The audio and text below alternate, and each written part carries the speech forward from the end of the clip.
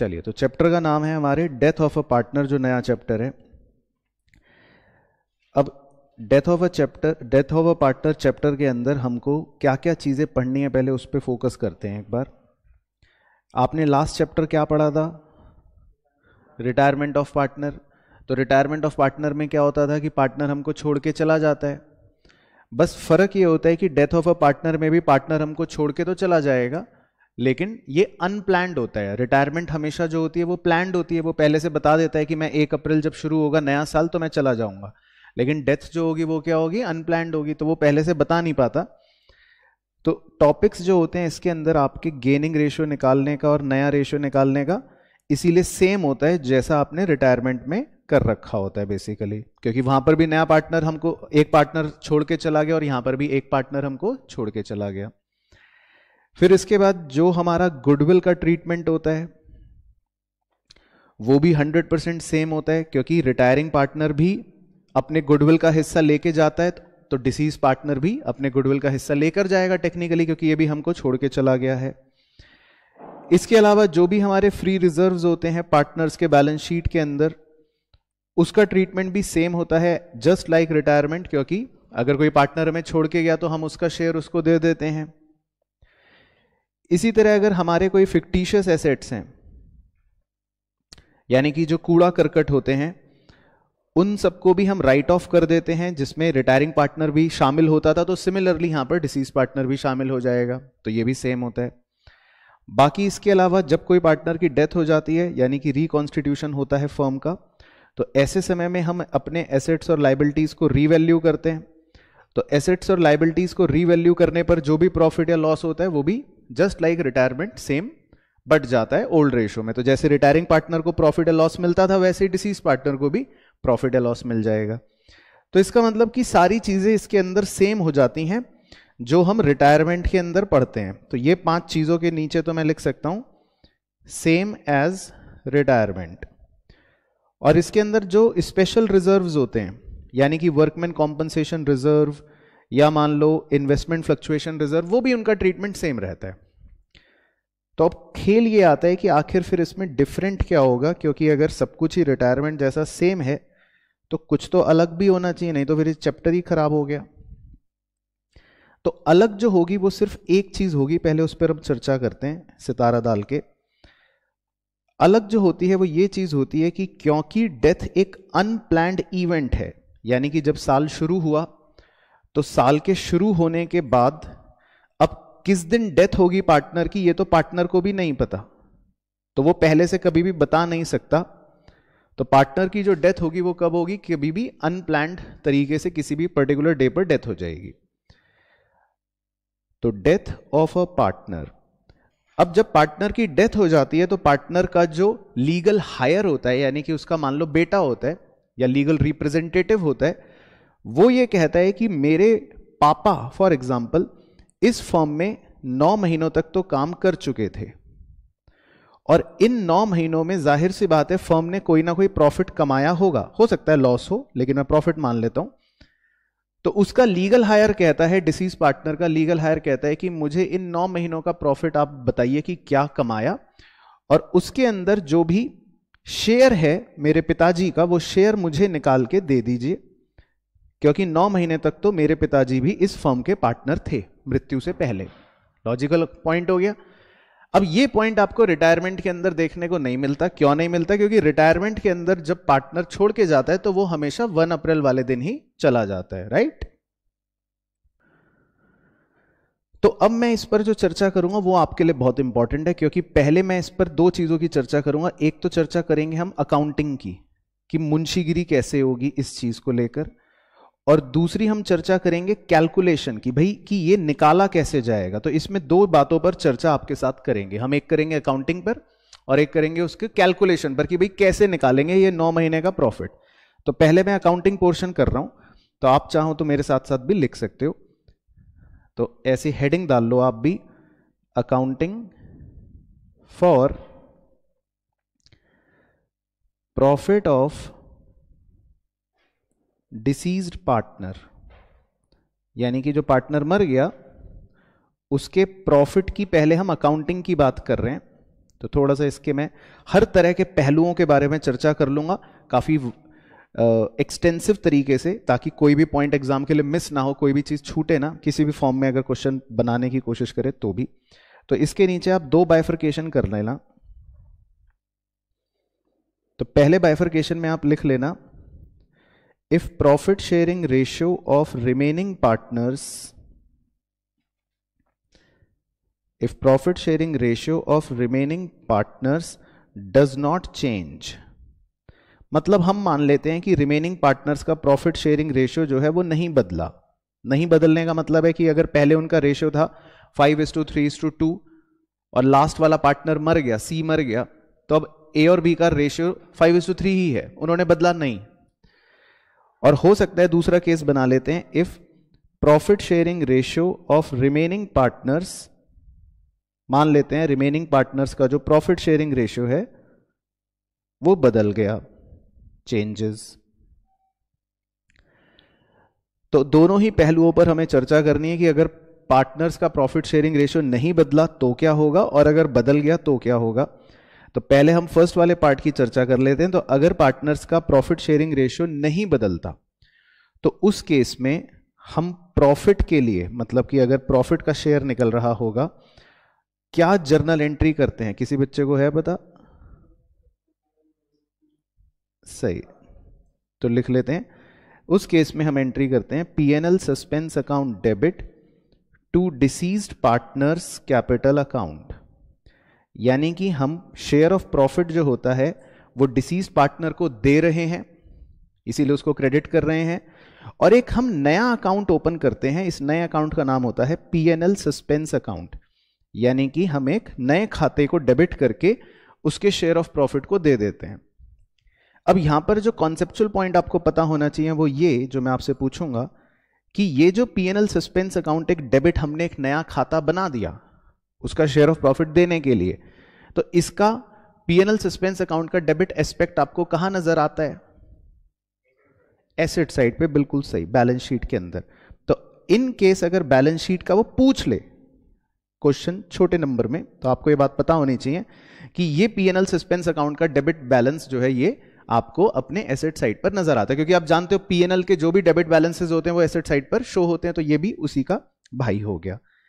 And इसका vice versa वो भी एंट्री लिख लेते हैं। फॉर लॉस, अगर मान लो डिसीज पार्टनर का शेयर ऑफ लॉस निकलता है, यानी कि उसके मरने के बाद 9 महीने में नुकसान हुआ, तो उस केस में आपकी एंट्री ऑपोजिट, उल्टी हो जाएगी, यानी कि हम इस बार डिसीज पार्टनर से पैसा ले रहे हैं एक तरह से। तो deceased partners capital account debit to PNL suspense account.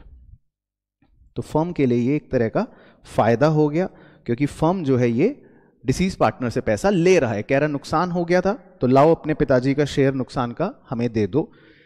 तो अब तो कहने की भी बात नहीं है। तो पीएनएल सस्पेंस का ये जो क्रेडिट बैलेंस का एस्पेक्ट नजर आ रहा है, इसको हम कहां पर प्रेजेंट करेंगे?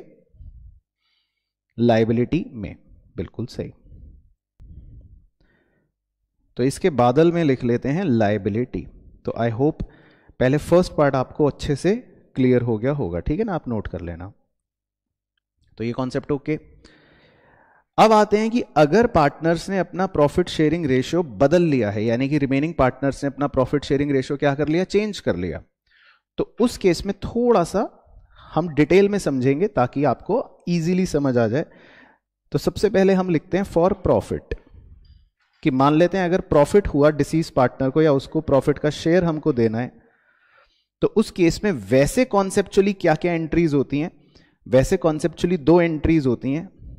तो मैं दोनों लिखूंगा, लेकिन बाद में दोनों को मैं मर्ज कर दूंगा एक में। तो आप चाहो तो बाद में मेरे मर्ज होने का इंतजार कर लेना, ये ए और बी मत लिखना, फिर आप खाली मर्ज वाली लिख लेना, ठीक है? तो प्रॉफिट के लिए हम पहली एंट्री करते हैं कि भाई क्योंकि प्रॉफिट का शेयर देना है हमें, तो हमारी एंट्री हो रही है पीएनएल सस्पेंस अकाउंट डेबिट, और हमें प्रॉफिट का शेयर देना है तो obviously deceased partners capital account. तो हमने ये पैसा किसको दे दिया? डिसीज्ड पार्टनर को दे दिया। अब क्योंकि यहां की हेडिंग आप पढ़ोगे तो यहां पे प्रॉफिट शेयरिंग रेशियो बदला है, तो जब प्रॉफिट शेयरिंग रेशियो बदलता है तो हम ये मानते हैं कि जो भी रिमेनिंग पार्टनर्स थे उन्होंने गेन कर लिया होगा। तो हम तुरंत ही इस पीएनएल सस्पेंस अकाउंट के डेबिट बैलेंस को जो हम पिछले मेथड में एसेट की तरह शो कर रहे थे, तो इस मेथड में हम इस बार उसको एसेट की तरह शो नहीं करते और हम तुरंत ही इस पीएनएल सस्पेंस अकाउंट के खाते को राइट ऑफ करवा देते हैं। राइट ऑफ का मतलब इसको खत्म कर देते हैं, तो इसको क्रेडिट कर दिया। तो अब इसको क्रेडिट करा तो किसी ना किसी को तो डेबिट करना ही पड़ेगा, ताकि ये खाता अब क्योंकि राइट ऑफ हो रहा है, तो हम इसको राइट ऑफ करवा देते हैं गेनिंग पार्टनर्स के कैपिटल अकाउंट के जरिए। यानी कि जर्नल एंट्री के हिसाब से कॉन्सेप्ट बन गया gaining partners capital account debit to PNL suspense account. तो जैसे ही हमने डिसीज पार्टनर को शेयर ऑफ प्रॉफिट दिया पीएनएल सस्पेंस से, तो इस बार हम उसको एसेट साइड पे शो नहीं करते, क्योंकि तुरंत ही हम उस पीएनएल सस्पेंस को क्या कर देते हैं, राइट ऑफ कर देते हैं। तो क्लियर हो गया पॉइंट। अब आप इसको मर्ज करो दोनों को, तो दोनों को मर्ज करने पर आपकी अल्टीमेट एंट्री क्या बन जाएगी, बिल्कुल सही, क्योंकि पीएनएल सस्पेंस अकाउंट डेबिट और पीएनएल सस्पेंस अकाउंट क्रेडिट तो कट जाएगा। तो आप ये एंट्री लिख सकते हो, आपके लिए मुद्दे की या डायरेक्ट एंट्री बन गई gaining partners capital account debit to to deceased partners capital account. तो आपके लिए ऊपर वाला बादल मर्ज होके एक बन गया। बाकी कॉन्सेप्ट के लिए मैं ऐड करूंगा नीचे, लेकिन वो आपके 12th के सवालों में होता नहीं है या होगा भी नहीं। अब किसी के मन में प्रश्न आ जाए, सर मान लो कोई पार्टनर सैक्रिफाइस करने लगा तो कॉन्सेप्चुअली हम उसे फिर क्रेडिट कर देंगे, लेकिन ये होगा नहीं। तो मैं इफ एनी लिख के छोड़ रहा हूं, अगर किसी को कॉन्सेप्चुअली पूरा कंप्लीट करने के लिए लिखना पड़ रहा है तो, लेकिन ऐसा कभी होगा नहीं। तो आपके लिए एंट्री क्या बन गई, एक बार बोल लो, रिवाइज हो जाएगा। Gaining partner capital account debit to deceased partner capital account, right, okay. अब लॉस की हम डायरेक्टली लिख लेते हैं बिना बादल बनाए। तो अगर मान लो लॉस होता या लॉस का शेयर देना होता, तो हमारी अकाउंटिंग एंट्री क्या हो जाती, deceased partners capital account debit to gaining partners capital account. बाकी सैक्रिफाइसिंग अगर होता तो आप उसको डेबिट कर देते, पर वो होगा नहीं, मैं इसलिए लिख नहीं रहा। तो आपकी एंट्री बन जाती deceased partner capital account debit to gaining partners capital account. तो लॉस का शेयर जो होता वो हम सीधा ये एंट्री लिख लेते। तो इसमें भी टेक्निकली दो एंट्रियां मर्ज हो गई, लेकिन हमने डायरेक्टली लिख लिया। तो ये तो हो गया अकाउंटिंग का कॉन्सेप्ट। चलो, तो अब ये तो हो गई जी मुंशीगिरी। अब हम इसका लिखते हैं अकाउंटिंग के बाद कैलकुलेशन, कि आप इसकी कैलकुलेशन कैसे करोगे, वो भी इंपॉर्टेंट है, सवालों के जरिए भी देखेंगे। Calculation of share of profit. तो ये भी आप चाहे मेरे साथ हेडिंग बना लो, क्योंकि इस पूरे डेथ चैप्टर में ध्यान रखना यही एक चीज अलग और नई है, बाकी तो सब कुछ 100% सेम है। तो इसके अंदर भी दो बातें हो सकती हैं।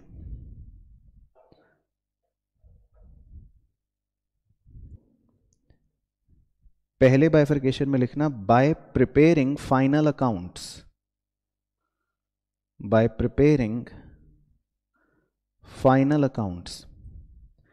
अब बाय प्रिपेयरिंग फाइनल अकाउंट्स का क्या मतलब है ये समझा देता हूं। बाय प्रिपेयरिंग फाइनल अकाउंट्स का मतलब ये होता है कि कभी कभी ऐसा होता है कि पार्टनर की डेथ हुई साल के आखिरी दिन, फॉर एग्जांपल, यानी कि मैं एक ईयर बना लेता हूं और इस ईयर के बिल्कुल खत्म होने पर, यानी कि 31 मार्च वाले दिन ही मान लेते हैं पार्टनर की डेथ हो गई। तो अब जब ईयर का एंड होता है, यानी कि 31 मार्च होता है, तो उन दिनों में हर पार्टनरशिप फर्म अपने फाइनल अकाउंट्स भी प्रिपेयर करती है एज यूजुअल। तो ऐसे केस में तो जब वो अपने फाइनल अकाउंट्स प्रिपेयर कर रही होती है, तो फिर वो कहती है कि हम एक काम करते हैं, हमें कोई अलग से पीएनएल सस्पेंस अकाउंट खोलने की जरूरत नहीं है, क्योंकि अभी तो हम अपने अकाउंट को वैसे भी क्लोज कर रहे हैं, हम अपने वैसे भी क्या प्रिपेयर कर रहे हैं, फाइनल अकाउंट्स प्रिपेयर कर रहे हैं। तो पार्टनरशिप फर्म जब अपने फाइनल अकाउंट्स प्रिपेयर करती है, तो वो क्या बनाती है अकाउंट, आपने फंडामेंटल में पढ़ा था, पीएनएल एप्रोप्रिएशन अकाउंट बनाती है। तो इस केस में आप लिख लो, एंट्री लिख लो, ताकि आपको ये बात याद रहे। इस केस में हम क्या करते हैं, हम PNL appropriation account debit to partners capital account, ये एंट्री पास कर देते हैं प्रॉफिट के लिए, फॉर प्रॉफिट लिख सकते हो, फॉर प्रॉफिट। यानी एक बेसिक एंट्री है ये, जो आपने वैसे भी फंडामेंटल में लिख रखी है प्रॉफिट की। तो पूरे साल का जो भी प्रॉफिट होगा, पूरे साल का जो भी प्रॉफिट होगा, वो पूरा प्रॉफिट तीनों पार्टनर्स में बट जाएगा। अब उसमें जो मरा पार्टनर उसको भी मिल जाएगा पूरे साल का। इस मेथड को कहते हैं बाय प्रिपेयरिंग फाइनल अकाउंट्स। तो अगर कभी भी डेथ होने पर पार्टनरशिप फर्म ये सोच रही है कि चलो हम अपने फाइनल अकाउंट्स ही बना लेते हैं, तो उस केस में कभी भी आप पीएनएल सस्पेंस अकाउंट ओपन नहीं करोगे। इस बात को ध्यान रखना है हर बच्चे को। क्लियर हो गया मेरा पॉइंट? मैं रिपीट कर रहा हूं कि अगर पार्टनरशिप फर्म डेथ होने पर फाइनल अकाउंट्स प्रिपेयर कर रही है, तो क्या पीएनएल सस्पेंस आप ओपन करोगे? नहीं ओपन करोगे। आप उसको सीधा प्रॉफिट कहां से दे दोगे? पीएनएल एप्रो से दे दोगे। ठीक है ना। दूसरे वाले एरो में आते हैं। अब दूसरे वाले एरो के अंदर होते हैं टू टाइप्स, यानी कि इसमें आमतौर पे दो तरीके चलते हैं बाजार के अंदर। बाजार का मतलब है आपके 12वीं के अंदर। उसमें आप दो छोटे छोटे एरो बना के लिख सकते हो। एक होता है on the basis of time, यानी समय के हिसाब से, और दूसरा होता है ऑन द बेसिस ऑफ, बताओ क्या? On the basis of turnover, बिल्कुल सही, या सेल्स जिसको कह देते हैं। तो सेल्स भी लिख सकते हो आप ब्रैकेट में। तो पहले दोनों का मीनिंग समझा देता हूं, फिर कहानी बहुत ही सिंपल है। On the basis of time का मतलब है कि समय के हिसाब से। बहुत ही सिंपल पॉइंट होता है इसका। समय के हिसाब से का मतलब है कि मान लो ये करंट ईयर है, पूरा वर्ष है, और इसमें अभी 5 ही महीने हुए थे, और 5 महीने बाद मान लेते हैं पार्टनर की डेथ हो गई। तो बहुत ही लॉजिकल पॉइंट है कि अब अगर आपको डिसीज पार्टनर का शेयर निकालना है, तो आप कितने महीने का निकालोगे? 5 महीने का ही निकालोगे। तो इसको बोल देते हैं on the basis of time, यानी कि हम डिसीज पार्टनर को सिर्फ 5 ही महीने का प्रॉफिट का शेयर निकाल के दे देंगे। सिंपल। तो इसको बोल देते हैं on the basis of time. तो इसमें सॉल्व करने का कोई फॉर्मूला नहीं होता, ये क्वेश्चन टू क्वेश्चन डिपेंड करता है कि उसने क्या लैंग्वेज दे रखी है। तो इसीलिए मैं इसमें कोई फॉर्मूला नहीं लिखवाऊंगा, इसमें बस हम लिख लेंगे क्वेश्चन टू क्वेश्चन डिपेंड करेगा। कई बार वो कहता है प्रीवियस 2 ईयर के एवरेज का प्रॉफिट ले लो, कई बार वो कह देगा प्रीवियस 5 ईयर के एवरेज प्रॉफिट ले लो, कई बार वो कह देगा प्रीवियस 3 ईयर का एग्रीगेट प्रॉफिट ले लो, वो कुछ भी बोल सकता है। तो वो हमारा क्वेश्चन टू क्वेश्चन डिपेंड करेगा, जो हम प्रैक्टिस से सीख जाते हैं। अब आता है कि वो कहता है समय के हिसाब से नहीं, सेल्स के हिसाब से बताओ। तो ये बड़ा अच्छा यूनिक कॉन्सेप्ट है, इस पे आप थोड़ा इंपॉर्टेंट मार्क कर लेना। इसके सवाल आने की संभावना इसीलिए ज्यादा होती है कि सेल्स के हिसाब से निकालने का क्या मतलब होता है। तो मैं यहां पर उदाहरण बना रहा हूं, वो आपको बनाने की जरूरत नहीं है। तो मान लेते हैं कि इस साल 5 महीने काम हुआ, और 5 महीने के बाद मान लेते हैं पार्टनर की डेथ हो गई। तो अब हम इस बार समय से कोई लेना देना नहीं है, वो 5 महीने बाद मरा, 5 दिन बाद मरा, 5 हफ्ते बाद मरा, चाहे 5 साल बाद मरा, हमें समय से यहां कोई मतलब नहीं है। हम किससे मतलब निकालते हैं? हम कहते हैं कि एक बार मुझे प्रीवियस ईयर का टर्नओवर बताओ। प्रीवियस ईयर का मतलब हो गया पिछले साल की सेल्स बताओ। तो पार्टनरशिप फर्म कहती है कि पिछले साल की सेल्स है मान लो हमारी 10 लाख रुपए, ठीक है। फिर हम कहते हैं कि अब पिछले साल का प्रॉफिट बताओ। तो मान लेते हैं वो पिछले साल का हमें प्रॉफिट बताते हैं कि पिछले साल का प्रॉफिट है 2 लाख रुपए। तो क्षितिज भाई जल्दी से क्या आप गणित करके ये बता सकते हो कि पिछले साल अगर 10 लाख रुपए की सेल आप करते हो और उस 10 लाख रुपए की सेल पर आप 2 लाख रुपए का मुनाफा कमाते हो, तो एक प्रकार से आपने कितने प्रतिशत प्रॉफिट कमाया अपनी सेल पर? बताओ, जल्दी से गणित करके बता सकते हो क्या कि अगर आपने पिछले साल 10 लाख रुपए की सेल करी है और 10 लाख में से 2 लाख रुपए आपने प्रॉफिट कमाया है, तो how much percentage of the sales you have earned as profit? 20%। बिल्कुल सही। तो मैं इसको हाईलाइट कर रहा हूं, इसमें सब बच्चे सहमत है, किसी को कोई परेशानी दिक्कत तो नहीं? तो इसका मतलब आप अपनी सेल्स का कितने प्रतिशत मुनाफा कमा लेते हो? 20%। अब मरे हुए पार्टनर का जो बच्चा होता है वो पूछता है अंकल अब मुझे ये बताओ, आपने इन 5 महीनों में, मतलब पापा के मरने से पहले तक की सेल्स कितने रुपए करी है? तो मान लो पार्टनरशिप फर्म ने कहा कि हमने सेल करी है 4 लाख, फॉर एग्जाम्पल, कि हमने इन 5 महीनों में कितनी सेल करी है? For example 4 lakh. तो उसका बच्चा क्या करेगा? वो यही तो सोचेगा कि आप अगर 20% प्रॉफिट कमाते हो तो 4 लाख की सेल पर क्या प्रॉफिट कमाया होगा? 80,000। तो यहां पर हमने समय का कोई यूज करा क्या? नहीं करा। यहां पर हमने प्रॉफिट को किस बेसिस पर निकाला? सेल के बेसिस पर, कि भाई सेल क्या हो रही है। अगर यही 4 लाख की बजाय सेल होती मान लो 40 लाख, फॉर एग्जांपल, एक जीरो और बढ़ा देता हूं, तो इन 5 महीनों का फिर प्रॉफिट भी क्या हो जाता? 8 लाख हो जाता। तो यहां पर समय का कोई यूज नहीं है। यहां पर हम किसके बेसिस पे शेयर ऑफ प्रॉफिट निकाल रहे होते हैं? टर्नओवर के बेसिस पे निकाल रहे होते हैं। क्लियर हो गया पूरा पॉइंट? ठीक है, तो इसको मैंने एक फॉर्मूले में तब्दील कर रखा है, इसी बात को, कि अगर हमें सीधा निकालना हो ये 8 लाख तो हम कैसे निकाल सकते हैं। तो मैं फॉर्मूला लिखवा देता हूं। बहुत ही सिंपल फॉर्मूला है।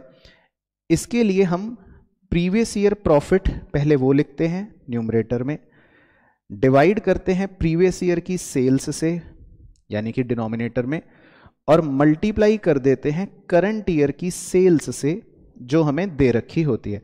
तो बेसिकली आपको तीनों चीजें दे रखी होंगी। तो ये अगर फॉर्मूला पुट करोगे तो आपका सीधा आंसर आ जाएगा 80,000। ठीक है ना? अगर मैं अपने एग्जांपल में भी ये फिगर पुट करूं तो आंसर सीधा सीधा निकल जाएगा 80,000। कहो तो क्रॉस चेक करवा देता हूं, क्योंकि मुझे पता है आपको लगेगा कि सर भरोसा नहीं है। तो प्रीवियस ईयर का प्रॉफिट था 2 लाख, प्रीवियस ईयर की सेल थी 10 लाख, और इनटू करंट ईयर की सेल थी हमारी 4 लाख। तो अगर आप इसको सॉल्व करोगे तो कितना आ जाएगा प्रॉफिट? तो ये आ जाएगा 80,000। तो सीधा आप इस प्रकार से आंसर निकाल सकते हो कि हमारा इन 5 महीनों का प्रॉफिट कितना हुआ। फिर उसके बाद बाकी तो डिसीज्ड पार्टनर का शेयर इसमें आपको निकालना पड़ेगा। तो वो मैं नीचे लिख देता हूं, डिसीज्ड पार्टनर्स शेयर, वो जो भी होगा 2/5, 3/5, 1/2, 8/9, जो भी गिवन होगा वो हम निकाल लेंगे। तो बेसिकली आपको क्या करना है, कैलकुलेशन पार्ट पर दोबारा से एक बार क्रक्स सुन लो। अगर हम फाइनल अकाउंट्स मेथड प्रिपेयर करके फॉलो कर रहे हैं तो इसका मतलब तो कुछ नहीं करना आपको टेक्निकली, क्योंकि फिर तो हम पूरे साल का प्रॉफिट दे रहे हैं, तो ये तो चांस आने की बहुत कम संभावना होती है। ये सिर्फ थ्योरी में पूछेगा। प्रैक्टिकली 2 टाइप हो सकते हैं, कि या तो वो कहेगा कि समय के हिसाब से निकालो, तो इसका मतलब आपको 5 महीने, 4 महीने, 3 महीने, 2 महीने, जितने महीने बाद वो मरा उसका ध्यान रखना पड़ेगा। और अगर वो कहता है सेल्स के बेसिस पर निकालो, तो फिर आपको पिछले साल की सेल, पिछले साल का प्रॉफिट और करंट ईयर की सेल, ये 3 फिगर दे रखी होंगी। ठीक है, तो अभी हम इसके बारे में और चर्चा भी कर लेंगे एग्जाम्पल्स में। चलो, तो अब हमारा क्या क्या हो गया कवर,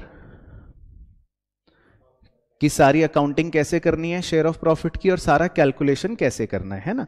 अब इसमें जो एक चीज इंपॉर्टेंट है वो ये कि हमारी जर्नल हमसे पूछ सकता है एग्जाम के अंदर, या वो हमसे डिसीज्ड पार्टनर का कैपिटल अकाउंट भी पूछ सकता है।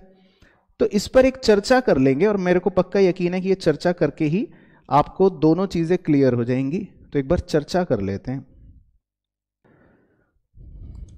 तो पेज 7.5 पर अगर आप देखोगे अपनी किताब के अंदर, तो आपको एक बहुत ही बेहतरीन डिसीज पार्टनर कैपिटल अकाउंट का प्रोफॉर्मा दे रखा है। तो इस पर आप सी का सिंबल या कॉन्सेप्ट सिंबल बना सकते हो, मतलब कि भाई इसमें बिल्कुल अच्छे से सारे कॉन्सेप्ट्स हैं, इसके बाहर कुछ नहीं आएगा। तो अगर आप देखो डिसीज पार्टनर का क्रेडिट साइड पे फोकस करते हैं पहले, बाय बैलेंस बीडी, तो ये हमारा क्या हो गया, उसका कैपिटल का ओपनिंग बैलेंस। अब क्या पता उसका कोई करंट अकाउंट का भी बैलेंस हो, ये हो सकता है उसका करंट अकाउंट का भी कोई बैलेंस हो बैलेंस शीट में, तो उसके करंट अकाउंट के बैलेंस को भी हम यहीं पे अब ट्रांसफर कर देते हैं। अब अलग से करंट अकाउंट क्यों नहीं बनाना डिसीज पार्टनर का, क्योंकि वो तो मर गया, तो हम करंट अकाउंट के पैसे को भी कहां ट्रांसफर कर देते हैं, कैपिटल अकाउंट में। अच्छा पॉइंट कवर हो गया। उसके बाद कई बार आपको लाइबिलिटी साइड में उसी पार्टनर का लोन भी नजर आता है, बोलो हाँ, आता है ना नजर। तो आप उस लोन को जो लाइबिलिटी साइड पे नजर आता है अगर उस पार्टनर का, उसको भी कहां ट्रांसफर कर दोगे, उसके कैपिटल अकाउंट में ट्रांसफर कर दोगे। इसके अलावा आपने उसको शेयर ऑफ प्रॉफिट दिया मान लो, तो पीएनएल सस्पेंस अकाउंट आ गया। इसके अलावा मान लो रिवैल्यूएशन का शेयर इन गेन दिया, तो वो आ गया। इसके अलावा आपने उसको कोई जनरल रिजर्व या फ्री रिजर्व का शेयर दिया, तो वो आ गया। और इसके अलावा कई बार ऐसा होता है, बहुत ही बेहतरीन पॉइंट है ये, काफी बच्चे मिस आउट करते हैं, उसके 4 या 5 महीने के मरने के दौरान हम उस डिसीज पार्टनर को उन 4 या 5 महीनों का इंटरेस्ट ऑन कैपिटल भी देते हैं। तो कई बार ये पॉइंट भी होता है कि डिसीज पार्टनर को आपने 4 महीने या 5 महीने का इंटरेस्ट ऑन कैपिटल भी दिया, तो इसका ट्रीटमेंट बच्चों बिल्कुल सेम होता है, just like share of profit. यानी कि अगर आप नरेशन उनकी पढ़ो, मतलब कि ट्रांजैक्शन की अंग्रेजी पढ़ो, तो क्या लिख रखा है, बाय पीएनएल सस्पेंस अकाउंट। तो जैसे आप शेयर ऑफ प्रॉफिट देने के लिए पीएनएल सस्पेंस का उपयोग करते हो, तो बिल्कुल उसी तरह इंटरेस्ट ऑन कैपिटल भी देने के लिए आप पीएनएल सस्पेंस का ही उपयोग करोगे। क्लियर हो गया अच्छे से पॉइंट ये वाला। अब डेबिट साइड देख लो। डेबिट साइड में क्या हो सकता है कि मान लो कोई करंट अकाउंट का बैलेंस हो, डेबिट बैलेंस, मतलब ये आपको एसेट साइड पे नजर आ रहा होगा, या कोई आपको उसी डिसीज पार्टनर का लोन दे रखा है एसेट साइड पे, यानी कि लोन टू पार्टनर, तो उस एसेट साइड वाले लोन को भी आप उसके कैपिटल अकाउंट में ट्रांसफर कर दोगे। क्लियर हो गया पॉइंट। फिर इसके अलावा मान लो रिवैल्यूएशन में कोई उसका लॉस निकला, वो आप लिख दोगे डेबिट में। फिक्टिशियस एसेट या एक्यूमुलेटेड लॉस में कोई उसका शेयर निकला, वो लिख दोगे। उसके अलावा उसने कोई ड्राइंग करी होगी 4-5 महीने की, वो लिख दोगे। उसने उस ड्राइंग पर कोई इंटरेस्ट ऑन ड्राइंग हमने लिया होगा, वो डेबिट कर दोगे। क्या पता उसका प्रॉफिट की बजाय शेयर ऑफ लॉस आया हो, तो इसीलिए पीएनएल सस्पेंस में शेयर ऑफ लॉस आ जाएगा। क्या पता कोई एग्जिस्टिंग गुडविल हो जो आपने राइट ऑफ करवाई हो, उसमें उसका शेयर राइट ऑफ हो जाएगा। अब सबसे इंपॉर्टेंट चीज, जो भी बैलेंस बच जाता है डिसीज पार्टनर का, उसे हम कहां ट्रांसफर करते हैं, डिसीज पार्टनर के एग्जीक्यूटर अकाउंट में। तो लॉ की भाषा में लीगल रिप्रेजेंटेटिव बोलते हैं, है ना, जैसे उसका बेटा, लेकिन अकाउंटिंग की भाषा में उसको एग्जीक्यूटर बोलते हैं। तो हम उसके सारे पैसे को कहां ट्रांसफर कर देते हैं, उसके एग्जीक्यूटर के अकाउंट में ट्रांसफर कर देते हैं। तो क्लियर हो गया कॉन्सेप्ट, इसके बाहर कुछ नहीं आएगा। अच्छा, अब देखो इसमें मुश्किल सवाल अगर करना होगा एग्जामिनर को, तो वो आपसे जर्नल एंट्रीज पूछ लेगा। ठीक है, मान लो वो आपसे कहे कि चलो मुझे शेयर ऑफ प्रॉफिट की जर्नल एंट्री बताओ, तो उसकी जर्नल एंट्री क्या होगी, PNL suspense to deceased partner capital. अगर वो कहेगा कि चलो मुझे रिवैल्यूएशन के गेन की जर्नल एंट्री बताओ, तो क्या होगी, revaluation account debit to deceased partner capital. अगर वो कह दे, बहुत ही अच्छा पॉइंट है, मैं एक और तारा लगा रहा हूं, वो कह दे इंटरेस्ट ऑन कैपिटल की जर्नल एंट्री बताओ, तो क्या एंट्री होगी, PNL suspense account debit to deceased partner capital account. Clear. और अगर वो कह दे कि जो आपने पैसा ट्रांसफर करा है एग्जीक्यूटर के खाते में, उसकी जर्नल एंट्री बताओ, सही, deceased partner capital account debit to deceased partners executor account. तो इन्हीं से आप जर्नल एंट्री भी बना सकते हो, या आपको बनानी आनी चाहिए, तो क्वेश्चन आपसे जर्नल भी पूछ सकते हैं। तो क्लियर हो गया पूरा अच्छे से, कंप्लीट कॉन्सेप्ट, कहीं कोई दिक्कत परेशानी तो नहीं।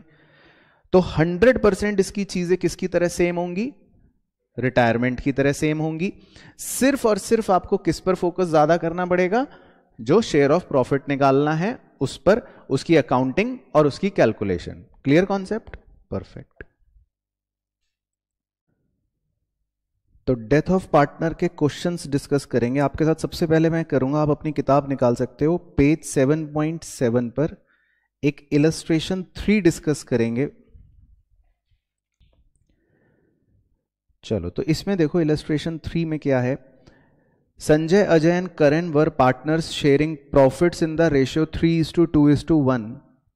करण डाइड ऑन 31 जुलाई। तो करण का मतलब हो गया ये आखिरी वाला पार्टनर, आखिरी वाले पार्टनर जिसका शेयर है 1/6, और इसकी मृत्यु हो रही है 31 जुलाई को। तो आमतौर पे हमारे साल जो होते हैं वो 31 मार्च को एंड हो जाते हैं।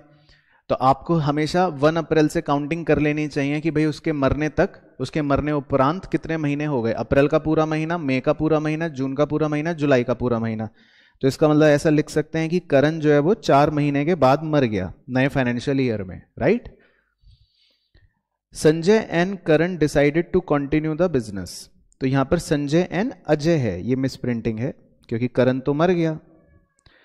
फिर इसके बाद लिखा है शेयर ऑफ प्रॉफिट्स और loss of the deceased partner from the beginning of the year up to the date of death was to be determined on the basis of last years profit. अब देखो मैंने आपको क्या सिखाया था कि हर question की अपनी एक लैंग्वेज होती है कि हमें शेयर ऑफ प्रॉफिट निकालने के लिए क्या बेस लेना है। तो इसमें उसने बोला कि लास्ट ईयर का प्रॉफिट लेना है, राइट। अब वो कह रहा है कि लास्ट ईयर में तो लॉस हुआ था, लास्ट ईयर लॉस वाज 1,80,000। तो ये बताओ क्षितिज भाई कि ये हमारा on the basis of sales निकलेगा कि ये on the basis of time निकलेगा? बताओ। सेल्स निकलेगा, वेरी गुड। तो अब गाल पे थप्पड़ लगाओ जल्दी से। इस पूरे सवाल में सेल्स वर्ड कहां आया? कहीं भी नहीं। इस पूरे सवाल में कहीं आपको प्रीवियस ईयर की सेल दे रखी है?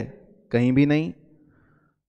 तो आपने कैसे कह दिया कि सेल्स के बेसिस पर निकलेगा? इसमें तो पूरे सवाल में सेल्स वर्ड, टर्नओवर वर्ड ही नहीं है। तो इसका मतलब आपको किस बेसिस पर निकालना पड़ेगा? टाइम के बेसिस पर निकालना पड़ेगा। क्लियर हो गया पहले इतना पॉइंट? तो टाइम का मतलब हो गया 4 महीने। तो 1,80,000 को अब 4/12 करो पहले तो, कि ये कितना आएगा? ये आ जाएगा 60,000, 60। तो पहले इतना लिख देता हूं 60। तो ये तो आ गया 4 महीनों का लॉस। ये तो आ गया 4 महीने का लॉस। क्लियर हो रहा है पॉइंट? अब ये लॉस जो है हमें करण को देना है, या बेसिकली करण से लेना है टेक्निकली। तो करण का शेयर कितना बोला था मैंने? 1/6। तो आप अब इस 60,000 का 1/6 निकाल दो, तो कितना आएगा? 10,000, राइट? तो देखो इनकी पहले मैं कैलकुलेशन पार्ट पर हूं, पहले कैलकुलेशन पार्ट पर हूं, 10,000 पर हूं, कैलकुलेशन पार्ट ओके। अब दूसरा पार्ट था अकाउंटिंग।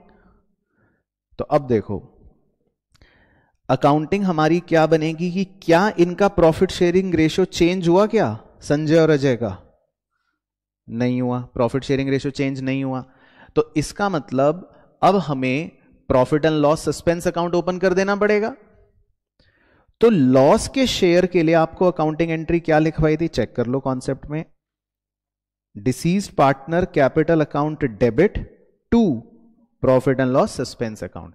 और यह भी बताया था कि ये जो profit and loss suspense account credit हो रहा है ये कहां पर जाएगा? लायबिलिटी साइड में, according to complete concept. Clear हो गया पॉइंट? तो ये छोटा सा क्वेश्चन आ सकता है 2 नंबर में, तो आपको पता होना चाहिए कि कैसे हमको शेयर निकालना है। अब नेक्स्ट हम इलस्ट्रेशन जो 4 कर रहे हैं बच्चों, इस पर आप लगा लो सितारे 100%। इसे एग्जाम के लिए जरूर करके जाना है, बहुत ही बेहतरीन क्वेश्चन है। और सी का सिंबल भी लगा लो, चाहे कॉन्सेप्ट भी क्लियर हो जाएगा। राम मनोहर एंड परम वर पार्टनर्स इन ए फर्म। परम डाइड ऑन 29th February 2021.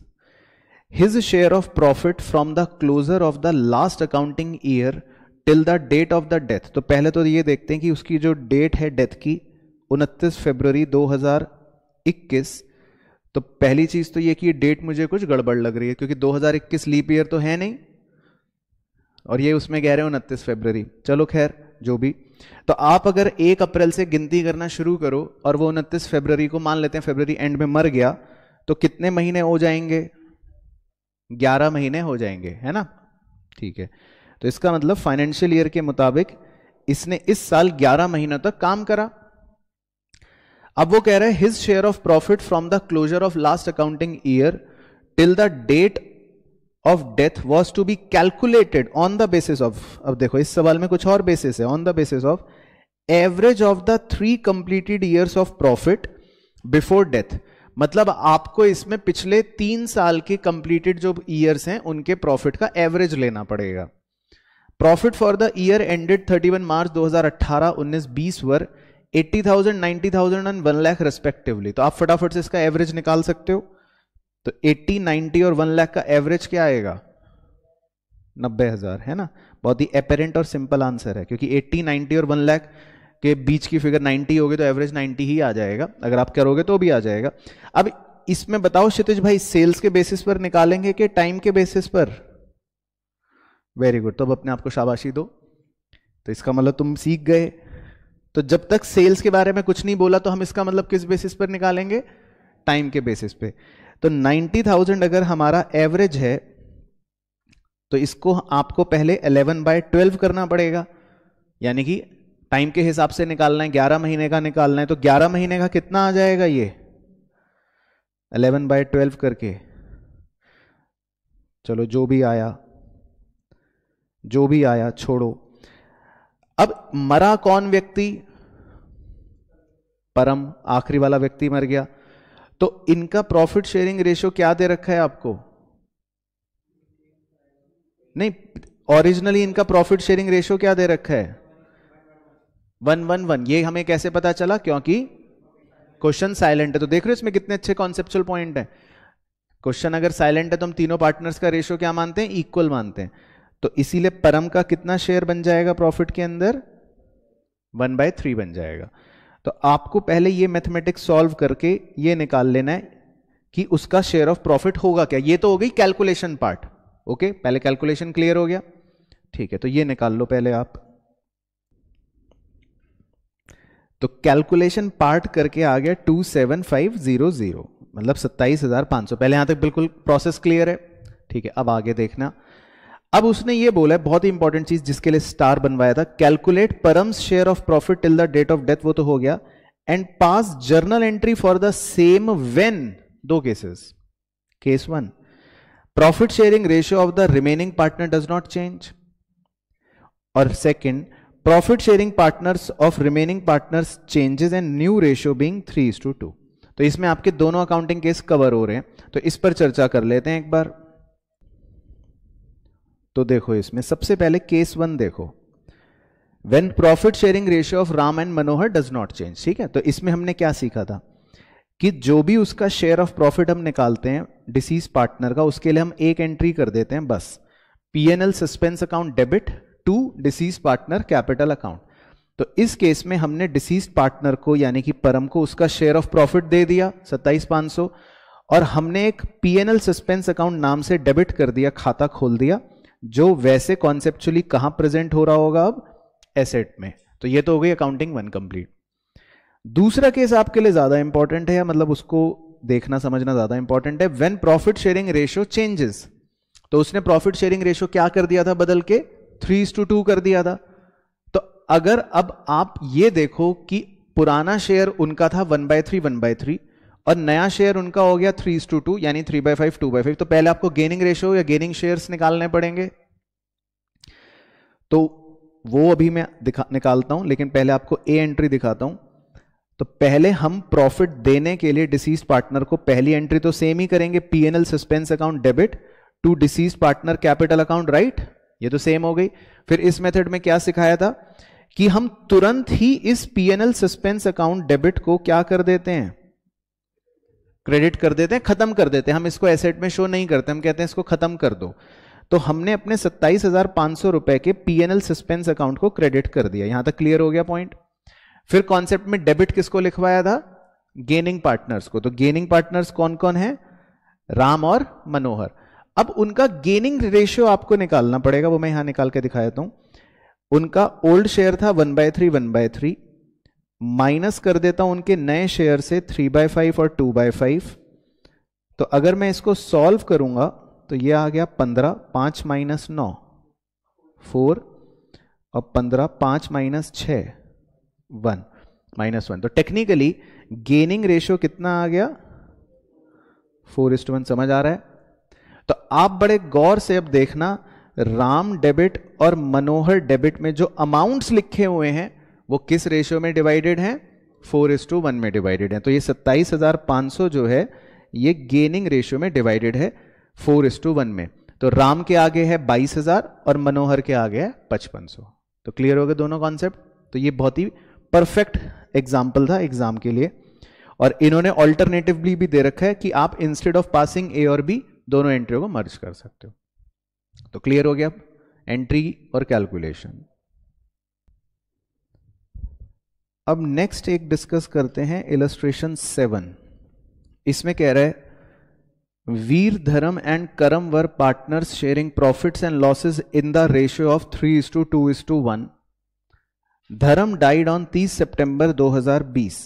तो ये बीच वाले पार्टनर धर्म की डेथ हो गई, कब हो गई? 30 सितंबर को। Accounts of the firm are closed on 31 March every year. तो हर साल अकाउंट 31 मार्च को क्लोज हो जाते हैं। Sales for the year ended 31 March 2020 was 6 lakh. इसका मतलब ये आपको 31 मार्च 2020 वाले साल की सेल्स दे रखी है। तो एक तरह से ये कौन सी सेल्स है? प्रीवियस ईयर की सेल्स है। And sales for the 6 months ended 30th September 2020 was 3 lakh, और ये आपको सेल्स दे रखी है करंट ईयर की, क्योंकि ये 30 सितंबर 2020 तक की दे रखी है, यानी कि जिस साल मृत्यु हुई। तो ये आपको सेल्स दे रखी है करंट ईयर की, पहले पहचान हो रही है। फिर कह रहा है loss for the year ended 31 March 2020 वो 60,000। तो ये हमको पिछले साल का लॉस दे रखा है, प्रीवियस ईयर का loss. Calculate deceased partner share of profit या loss from the beginning of the accounting year up to 30 सितंबर। तो बताओ क्षितिज भाई, इसमें किस बेसिस पर हम निकालेंगे? सेल्स के बेसिस पे। तो अपने आपको शाबाशी दो, कैसे पहचाना आपने? क्योंकि सेल्स दे रखी है, ठीक है। तो अब सबको पहचान हो गई कि कब टाइम लगाना है, कब सेल्स लगानी है। तो अब हम इसमें समय का हमारा कोई यूज नहीं है, वो 6 महीने बाद मरे, चाहे 6 दिन बाद मरे, चाहे 6 साल बाद मरे, इसमें समय का कोई यूज नहीं है। अब आपको क्या सिखाया था, सीधा वो फ्रैक्शन बताना जरा। प्रीवियस ईयर का प्रॉफिट, लेकिन क्योंकि लॉस है तो 60,000 लिख लेता हूं, प्रीवियस ईयर का loss divided by previous year की sale 6 lakh into current year की सेल 3 लाख। तो एक बार ये फ्रैक्शन पूरा सॉल्व करना गणित। तो 60/6 लाख इंटू 3 लाख, ये आ जाएगा कितना? 30,000। वो तो आएगा ही, आना ही है, उसमें तो कोई दो राय है ही नहीं। तो इसका मतलब शेयर ऑफ लॉस कितना आ गया? 30,000 आ गया। तो बस उसने कहा था कि आपको कैलकुलेट करना है। अब एग्जाम में क्वेश्चन भी पढ़ लेना, कहीं बच्चे चीते, उसने खाली कैलकुलेट करने को कहा है, मुंशीगिरी अकाउंटिंग नहीं बोली। तो आपका आंसर बस खत्म कि शेयर ऑफ लॉस 30,000। लेकिन चलो मेरे सेटिस्फेक्शन के लिए एक बार एंट्री मुंह ज़बानी बोल दो। शेयर ऑफ लॉस अगर निकाला तो क्या एंट्री होगी?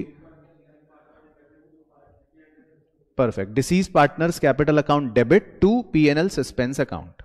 क्लियर हो गया? ठीक है। अब इस क्वेश्चन पर तो आप बना लो सी का सिंबल। ये भी एक बहुत ही एग्जाम ओरिएंटेड क्वेश्चन है, बिल्कुल पिक्चर परफेक्ट क्वेश्चन है एग्जाम में 3 या 5 नंबरी वाले के अंदर, ठीक है। Sita, Rita and Gita are partners in a firm sharing profits and losses in the ratio of 4:3:1। As per the terms of partnership deed on the death of any partner, her share of goodwill was to be valued at 50% of the net profits credited to that partner's capital account during the last 3 completed years before her death. तो आधे बच्चे तो ये अंग्रेजी पढ़ते ही बेहोश हो जाते हैं एग्जाम में, क्योंकि 10 बार पढ़ने के बाद भी उन्हें समझ नहीं आता कि वो कहना क्या चाह रहा है एक्चुअल में, ठीक है। तो मैं इसको पहले हिंदी में समझा देता हूं ताकि जिस बच्चे को नहीं समझ आता वो समझ जाए। जब कोई पार्टनर मरेगा तो आप उसका पहले तो ये बताओ गुडविल का शेयर निकालोगे कि नहीं निकालोगे? निकालोगे। तो वो ये कह रहा है कि वो कैसे निकलेगा। देखो, वैल्यूड के आगे पढ़ना हमेशा इंपॉर्टेंट होता है, हमेशा ध्यान रखना, वैल्यूड वर्ड के आगे धीरे धीरे पढ़ना चाहिए। कैसे निकालेगा? वो कह रहा है एट 50%। 50% का मतलब हो गया आधा। 50% का मतलब हो गया आधा। किसका आधा? Of the net profits credited to that partners capital account. इसका हिंदी में मतलब है आधा किसका? उस नेट प्रॉफिट का जो हमने पार्टनर को क्रेडिट करा है, उस पार्टनर को, दैट पार्टनर मतलब कि जो पार्टनर मरा है, जो पार्टनर मरा है उसको क्रेडिट करा है। तो मैं हिंदी में लिख देता हूं, जो पार्टनर मरा उसको क्रेडिट। और कितना प्रॉफिट कह रहा है? कितना? ड्यूरिंग लास्ट 3 कंप्लीटेड ईयर्स, पिछले 3 साल के प्रॉफिट्स। तो अब देखो, सीता डाइड ऑन 28 फरवरी 2021, इस बार डेट सही है, 28 फरवरी है। तो सीता डाइड का मतलब होगा पहली partner, Sita died on 28 February. The profit for the last 5 years. देखो मतलब ये भी क्वेश्चन की चालाकी देखो, वो गुडविल निकालने के लिए तो कह रहा है हमको लास्ट 3 ईयर्स के प्रॉफिट लेने, और फिलहाल उसने लास्ट 5 साल के प्रॉफिट दे दिए। तो थोड़ा सा बच्चा यहां भी कंफ्यूज हो जाता है। तो 2016 का ये, 17 का ये, 18 का ये, 19 का ये, 20 का ये। तो अब लास्ट 3 ईयर्स, क्षितिज भाई बताओ कौन से प्रॉफिट्स लेने हैं? लास्ट 3 ईयर्स के प्रॉफिट कौन कौन से होंगे? वेरी गुड, तो तुम होशियार हो इसका मतलब। तो तुम सिर्फ एक्टिंग करते हो कि तुम्हें नहीं आता, लेकिन तुम्हें सब आता है। Very good. तो 2018, 19 और 20 के हम प्रॉफिट लेंगे क्योंकि लास्ट 3 ईयर्स ये हैं। लेकिन अभी कहानी मेरी खत्म नहीं हुई। अब एक बार जरा इन लास्ट 3 ईयर्स के प्रॉफिट को जोड़ लेता हूं, यानी 1,05,000 प्लस 30, और आप भी मेरी मदद करना, प्लस 84। तो जरा एक बार ये जोड़ के बताओ कि ये कितना आएगा, कि अगर हम इन तीनों को ऐड करें 1,05,000 और 30 और 84, तो ये 3 साल के प्रॉफिट कितने आ जाएंगे? 2,19,000। ठीक है, तो ये मतलब पिछले 3 साल के प्रॉफिट आ गए, राइट। अब उसकी अंग्रेजी ये कह रही थी कि जितना प्रॉफिट हमने उस पार्टनर को क्रेडिट करा, उस पार्टनर का मतलब है जो मरा, तो ये पूरा प्रॉफिट क्या सीता का होगा? नहीं, उसका शेयर ही होगा। तो सीता का शेयर कितना है? सीता का 4/8। तो एक बार 2,19,000 का 4/8 निकाल सकते हो? 2,19,000 का 4/8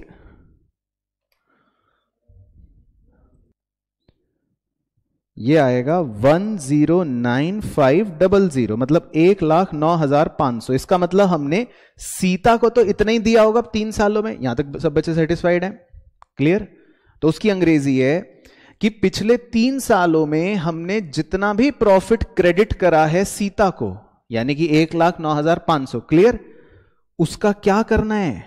आधा, 50%, आधा कर दो। अब इसका आधा और कर दो, तो 1,09,500 का आधा और कर दो बच्चों, आधा। तो मेरे ख्याल से कितना आ जाएगा? 54,750। तो ये आपका गुडविल का शेयर आ गया बच्चों सीता का। तो बेसिकली गुडविल का देखो शेयर निकलवाने के लिए उसने क्या क्या कहानी रची, बट समझ आ गया। तो ये क्वेश्चन इसलिए इंपॉर्टेंट है, एग्जाम में देखो आ भी चुका है कई बार। तो अब क्लियर हो गया, इस तरह की लैंग्वेज कैसे भी बनाएगा तो इस तरह से आप कर सकते हो। अब उसके बाद दे रखा है जी on date of Sita's death. अब यहां से देखो क्वेश्चन का एक अलग पार्ट आ गया, कह रहा है सीता की डेथ वाले दिन building was found under valued bye 80%। Building जो है वो 80,000 रुपए कम पाई गई, तो इसका मतलब आपको बढ़ानी पड़ेगी। तो ये आपके लिए क्या हो जाएगा? फायदा। फिर calculate the amount of Sita share of goodwill in the firm. ये तो हमने निकाल ही लिया था अभी अभी, जिसपे पूरी लंबी चौड़ी चर्चा करी कि 54,750। And record the adjustment journal entry of goodwill and revaluation of building. तो एक बार रिवैल्यूएशन ऑफ बिल्डिंग की जर्नल एंट्री बोलना ओरली, ये तो सेम है क्योंकि इसका तो कोई चेंज नहीं है कॉन्सेप्ट। तो बिल्डिंग का फायदे की एंट्री क्या होगी? Building account debit to revaluation. फिर रिवैल्यूएशन में गेन आ गया, तो उस गेन को बांटने की एंट्री, बिल्कुल सही, revaluation account debit to partners capital account. किस रेशियो में? ओल्ड रेशियो में, 4:3:1 में, बिल्कुल सही। और फिर उसने कहा the new profit sharing ratio between Rita and Gita will be equal. इसका मतलब रीता और गीता का एक तो पहली बात तो प्रॉफिट शेयरिंग रेशियो चेंज हो गया, तो अब आपको गेनिंग रेशियो निकालना पड़ेगा, और वो तो वैसे भी निकालना पड़ेगा क्योंकि गुडविल की जर्नल एंट्री जो होती है, अगर वैसे मैं कहूं कॉन्सेप्चुअली, तो आपने रिटायरमेंट में जो पढ़ी थी वो सेम होती है। एक बार ओरली बोलना क्या थी? Gaining partner debit to deceased partner या जाने वाला पार्टनर, बस रिटायरिंग की जगह डिसीज पार्टनर आ गया, और टू सैक्रिफाइसिंग अगर कोई होगा तो अब चेक करवाते हैं आपको। तो देखो पहली एंट्री क्या? बिल्डिंग टू रिवैल्यूएशन, तो ये हो गई हमारे फायदे की एंट्री। फिर उसके बाद इस रिवैल्यूएशन गेन को हमने बांट दिया तीनों पार्टनर्स के बीच में 4:3:1 में, तो उसकी एंट्री हो गई revaluation account debit to Sita to Rita to Gita, right. ये दोनों सिंपल। और मेन आप गुडविल वाली एंट्री देख लो नीचे, जो सेम एज रिटायरमेंट है। रीता डेबिट क्योंकि ये गेनिंग पार्टनर है, गीता डेबिट क्योंकि ये गेनिंग पार्टनर है, टू सीता। सीता का हमने निकाल लिया था कि उसको गुडविल का शेयर हम कितना दे रहे हैं? 54,750। तो क्लियर हो गई एंट्री। और गेनिंग रेशियो मैं मान के चल रहा हूं कि आप निकाल लोगे, जो 1:3 आएगा। तो ये गुडविल का शेयर 1:3 में डिवाइड हो जाएगा रीता और गीता के बीच में। जो यहां पर आपको दे रखा है। तो प्रोसेस कंप्लीट, समझ आ गया प्रोसेस। तो इसमें क्या है, देखो 3 नंबर का एग्जाम में क्वेश्चन आएगा, तो आपसे गुडविल के शेयर की एंट्री करवा लेगा, ये भी सेम कॉन्सेप्ट, और आपसे रिवैल्यूएशन की भी एंट्री करवा लेगा। क्लियर? अब ये इलस्ट्रेशन जो है ये आपके लिए 5 नंबर का बिल्कुल प्योर इलस्ट्रेशन है, अगर एग्जाम में आता है, और बहुत ही इंपॉर्टेंट भी है क्योंकि इसमें कुछ नई बातें हो सकते हैं जो आपको देखने को मिले, या काफी रेलिवेंट क्वेश्चन है in terms of concept. A, B and C were partners sharing profits and losses in the ratio 5:3:2 on 31st March 2021 their balance sheet was as follows। ठीक है, तो पहले तो अब देखो बैलेंस शीट ही देख के आधे बच्चे डर के मारे भाग जाएंगे।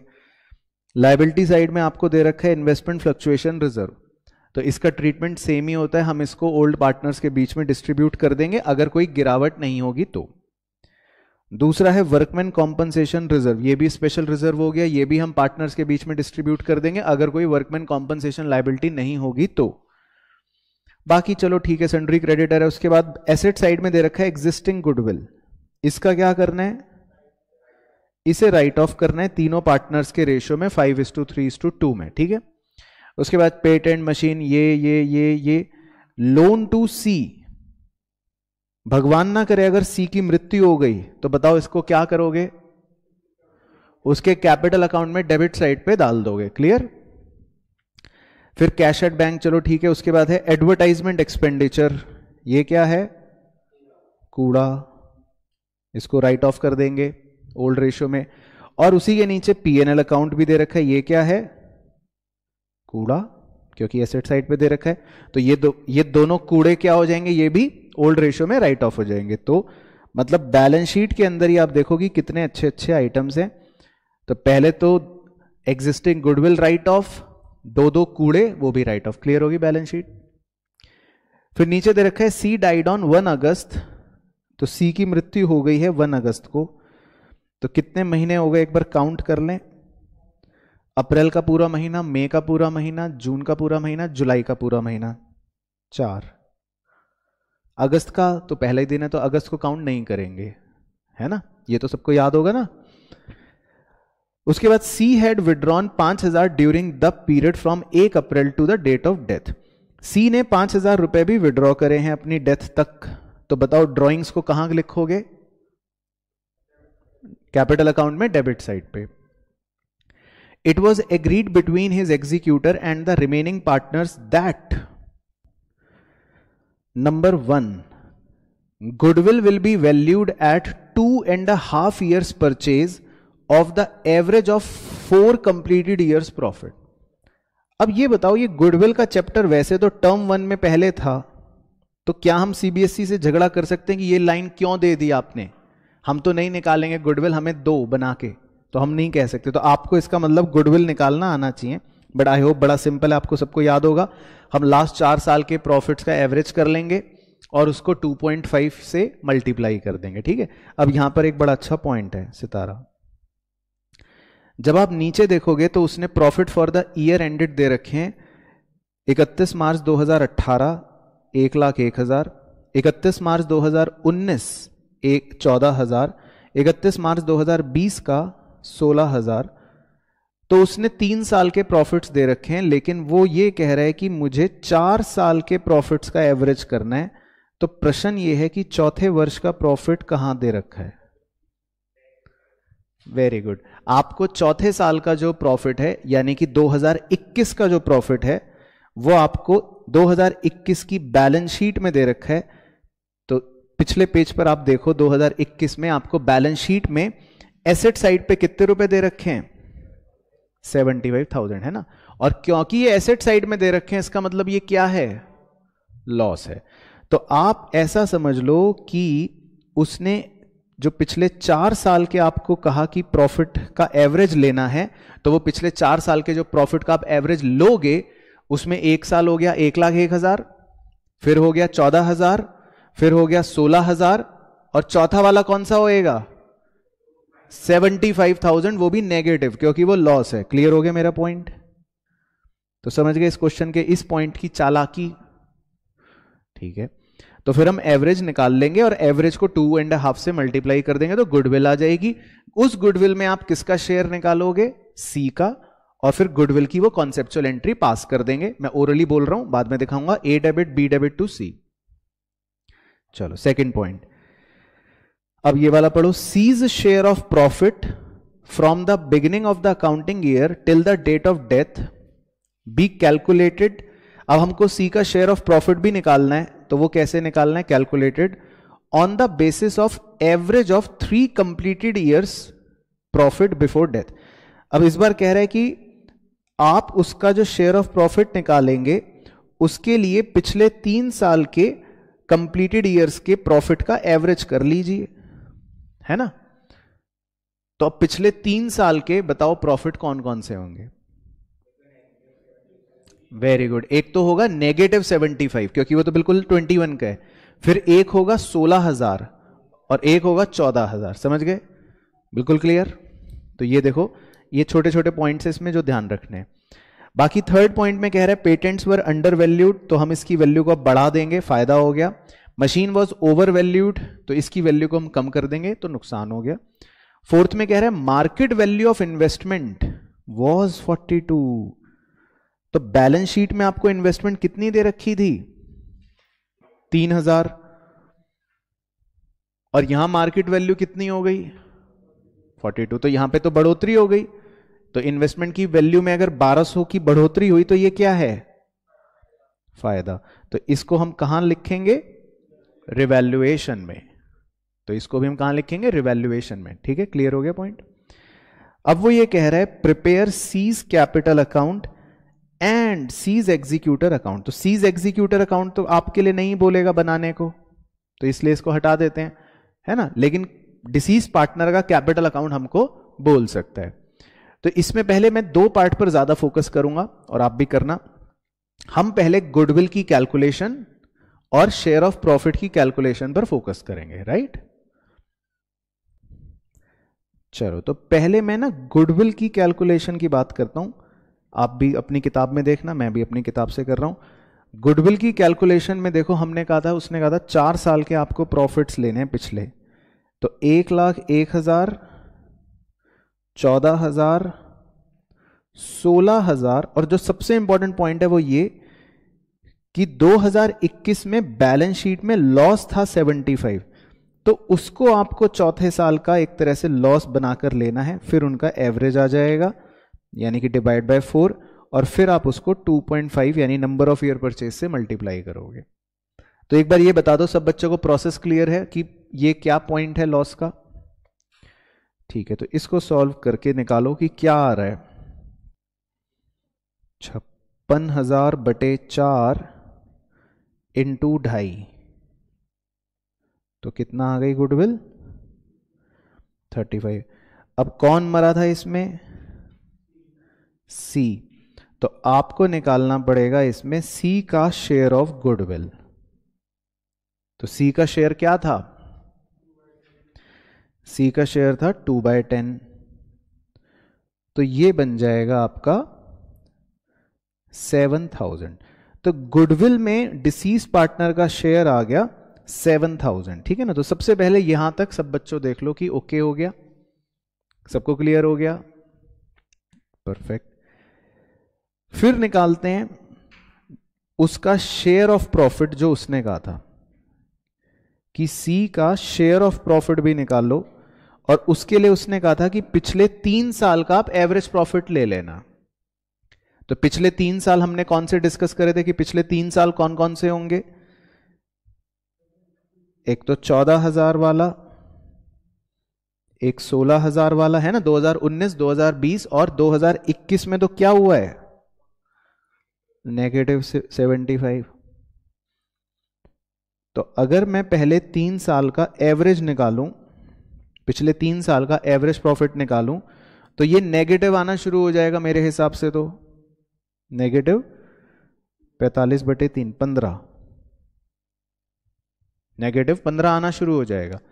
तो इसको मैं ऐसे लिख लूं एक तरह से कि भाई ये एक तरह से लॉस आ रहा है कि पिछले 3 साल का जो एवरेज है, जो पिछले 3 साल का एवरेज है वो लॉस है बेसिकली 15,000, है ना? यहां तक ओके? अब हम बताओ क्षितिज भाई, इसमें उसका शेयर ऑफ प्रॉफिट टाइम के हिसाब से निकाल रहे हैं कि नहीं? टाइम के हिसाब से निकाल रहे हैं, पक्का श्योर? तो बताओ कितने महीने बाद उसकी मृत्यु हुई थी? 4 महीने। तो आपको किससे मल्टीप्लाई करना पड़ेगा?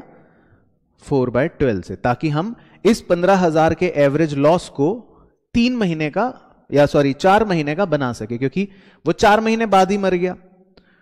तो कितना आ जाएगा 4 महीने का लॉस? 5,000। तो क्या ये 4 महीने का पूरा लॉस आप सी के माथे पर मड़ दोगे? नहीं सर। तो आपको इन 4 महीनों के लॉस में सी का शेयर निकालना पड़ेगा, और सी का शेयर था 2/10। तो ये कितना आ जाएगा? 1,000। तो अल्टीमेटली सी का जो शेयर ऑफ लॉस आएगा वो 1,000 आएगा। तो समझ पा रहे हो बात को पूरा अच्छे से? तो ये डिसीज पार्टनर का शेयर ऑफ लॉस आ गया। क्लियर? तो मेन ये दोनों कैलकुलेशंस थी हमारे लिए, ये क्लियर हो गई। बाकी पोस्टिंग्स चेक करते हैं अब।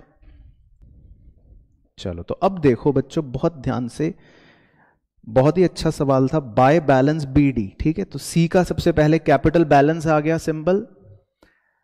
उसके बाद रीवैल्यूएशन हम मान रहे हैं कि हम बना लेंगे, उसमें गेन आ जाएगा, और उस रीवैल्यूएशन गेन में आप सी का शेयर निकाल लोगे। तो वो मैं मान के चल रहा हूं कि वो तो सिंपल पार्ट है, एज यूजुअल पार्ट है। तो हमने क्या दे दिया? रीवैल्यूएशन में गेन का सी का शेयर उसको क्रेडिट कर दिया 3,000 रुपए। तो ये पोस्टिंग भी ओके हो गई। अब उसके बाद हमने गुडविल का क्या शेयर निकाला था? 7,000, है ना? गुडविल का शेयर क्या निकाला था? 7,000। तो गुडविल की जर्नल एंट्री मैंने ओरली बोली थी, ए डेबिट बी डेबिट टू सी बोली थी, है ना? गुडविल के शेयर की ए डेबिट बी डेबिट टू सी, क्योंकि ए और बी गेनिंग पार्टनर होते हैं। तो उनका गेनिंग रेशियो मैं मान रहा हूं कि अब आप निकाल लोगे। तो जो 7,000 शेयर है वो बाय ए और बाय बी के गेनिंग रेशियो में बेसिकली डिवाइडेड है। तो यहां पर आप जो बाय ए और बाय बी की पोस्टिंग्स देख रहे हो, ये टेक्निकली क्या है? उसका शेयर ऑफ गुडविल है जो 7,000 आया था। क्लियर हो गया पॉइंट? फिर उसके बाद हमने बैलेंस शीट में 2 रिजर्व्स मार्क करे थे। एक था इन्वेस्टमेंट फ्लक्चुएशन रिजर्व, तो वो हम पूरा का पूरा बांट देंगे, तो सी का शेयर हो गया 700। और एक था इन वर्कमैन कॉम्पनसेशन रिजर्व, वो भी हम पूरा का पूरा बांट देंगे, तो सी का शेयर हो गया 700। तो पहले क्रेडिट साइड की यहां तक की पोस्टिंग बिल्कुल ओके हो गई, ठीक है? फिर उसने कहा था क्वेश्चन ने कि सी ने ड्राइंग्स भी करी थी, तो आपने कहा था सर इसको डेबिट साइड में लिख दो, ड्राइंग्स आ गई। फिर हमने एसेट साइड में 3 चीजें मार्क करी थी, मुझे याद है। एक एग्जिस्टिंग गुडविल, तो हम उसको राइट ऑफ कर देंगे, तो सी का शेयर आ गया 1000। एक था एडवर्टाइजमेंट सस्पेंस या एडवर्टाइजमेंट एक्सपेंडिचर, तो उसमें सी का शेयर निकाल देंगे, 200 रुपए वो आ गया। और एक क्या था? प्रॉफिट एंड लॉस, वो भी कूड़ा था 75,000। तो 75,000 में आप सी का शेयर 2/10 निकाल दोगे तो आ गया 15,000। तो ये तीनों कूड़े डेबिट में आ गए। फिर आपने निकाला था शेयर ऑफ लॉस, जो अभी अभी हमने वर्किंग करी थी। शेयर ऑफ लॉस कितना निकाला था? 1000 रुपए। तो शेयर ऑफ लॉस की एंट्री क्या होती है? Deceased partner capital account debit to PNL suspense. तो ये आ गया डिसीज पार्टनर का शेयर ऑफ लॉस 1000। क्लियर? और फिर एक और बैलेंस शीट में मैंने आइटम दिखाया था आपको, loan to C asset side पे था 41। तो उसको हम कहां ट्रांसफर करेंगे? सी के कैपिटल अकाउंट में डेबिट साइड पर, तो 41। तो इससे बेस्ट एग्जाम्पल नहीं हो सकता कैपिटल अकाउंट बनाने का डिसीज पार्टनर का। तो ये बिल्कुल इसलिए बोल रहा हूं एग्जाम का प्राइमेस्ट क्वेश्चन बन सकता है। तो जब आप टोटल करोगे तो मजेदार बात इसमें और भी पता है क्या हो रही है, कि डेबिट साइड का टोटल जो है वो ज्यादा आ रहा है। तो उससे कोई फर्क नहीं पड़ेगा आपकी सेहत पे, आप डेबिट साइड का टोटल कर दोगे वो ज्यादा आ जाएगा। तो आपका बैलेंसिंग फिगर बचेगा क्रेडिट साइड पर 14,800, लेकिन आप लिखोगे क्या? वही डिसीज पार्टनर का एग्जीक्यूटर। तो by C's executor account balancing figure आ जाएगी। और इसकी अगर जर्नल एंट्री करनी पड़ जाए तो क्या करोगे? एक बार ओरली बोल दो। सही, तो इसकी जर्नल एंट्री हो गई C's executor account debit to C's capital account. तो इस बार हम एग्जीक्यूटर से कह रहे हैं भाई तुम्हें देने नहीं है हमें, उल्टा हम तो तुमसे लेंगे, क्योंकि इस बार एक तरह से डेबिट बैलेंस बच रहा है। तो ये इसका मीनिंग था। बट सारी पोस्टिंग आप देख लोगे अच्छे से, बिल्कुल क्लियर हो गई सब बच्चों को, इसमें कोई डाउट तो नहीं है? परफेक्ट। अब एक टॉपिक जो है ये बच्चों, टॉपिक हम सिर्फ सेफ्टी मार्जिन के लिए कर रहे हैं आपके साथ डिस्कस, मतलब आने की संभावना नहीं है, बट फिर भी आपको इसलिए कर रहा हूं क्योंकि किताब में दे रखा है। एक सेक्शन 37 होता है इंडियन पार्टनरशिप एक्ट 1932 में। ये क्या है पहले समझा देता हूं, इसकी भूमिका क्या है। अब एक पार्टनर था जो मर गया, अब उसका लीगल हायर आके बोलता है कि जो भी पैसे का हिसाब है वो मेरे को दे दो। तो मान लेते हैं उसका बैलेंस टोटल मिलाकर बन गया 1 लाख रुपए।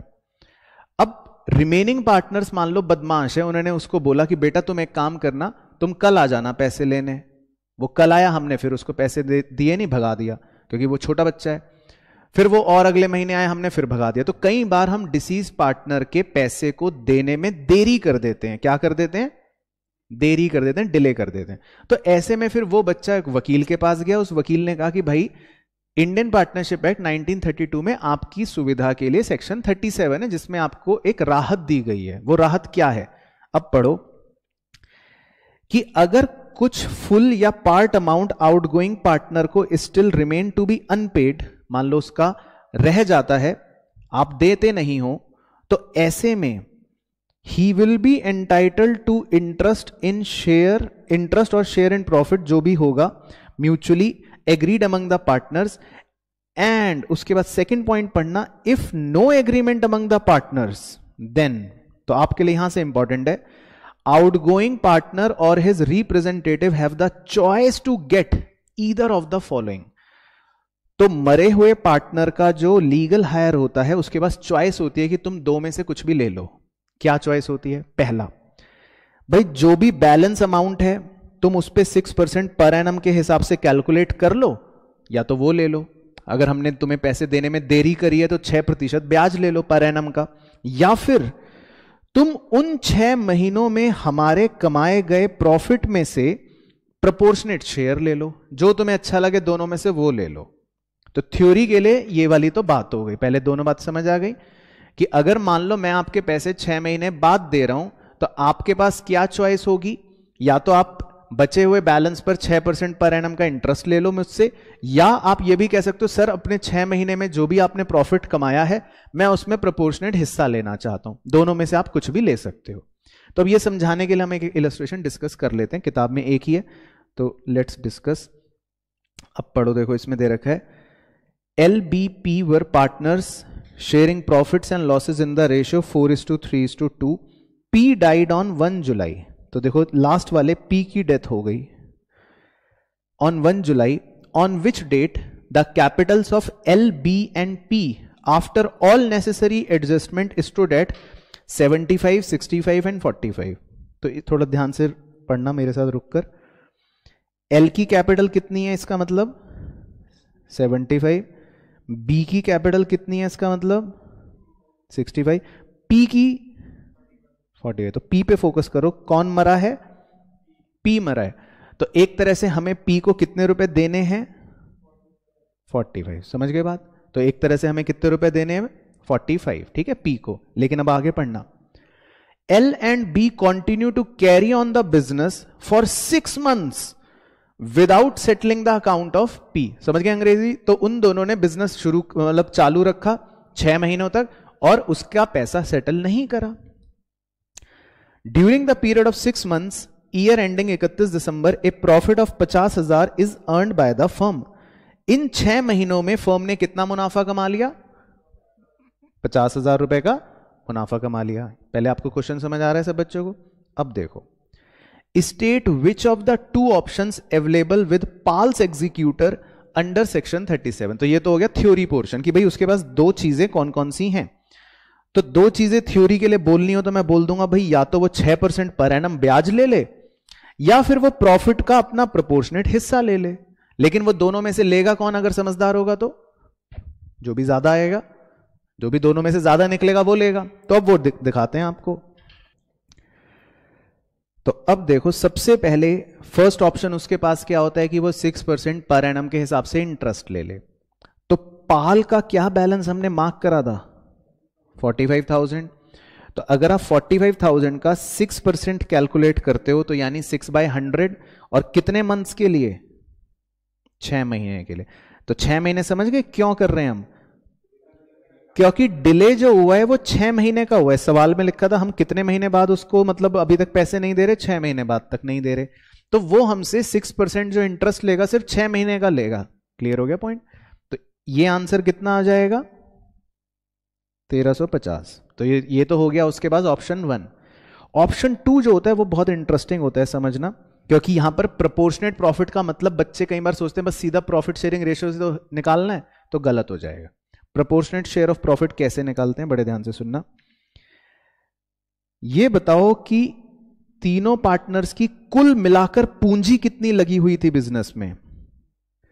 75 थी लाल की, बाल की 65 थी और पाल की 45 थी, है ना? तो इसका मतलब तीनों पार्टनर्स की मिलाकर पूंजी कितनी लगी हुई है? 185, है ना? अब हम खाली प्रोपोर्शनेट प्रॉफिट देना चाहते हैं पाल को, पी को। तो 185 में से पाल की पूंजी कितनी है? खाली 45। तो आप इसको प्रोपोर्शनेट कहते हो। दिस इज बेसिकली प्रोपोर्शन, कि अगर फर्म की कुल पूंजी 185 है तो उसमें से पाल की पूंजी कितनी है? खाली 45 है। तो हम जो 50,000 का प्रॉफिट है वो प्रोपोर्शनेटली इसीलिए इस प्रोपोर्शन में बांट के देते हैं। तो 50,000 रुपए का प्रॉफिट कमाया था ना 6 महीने में, तो वो 50,000 रुपए का प्रॉफिट प्रोपोर्शनेटली पाल का कितना निकलेगा? 12,162।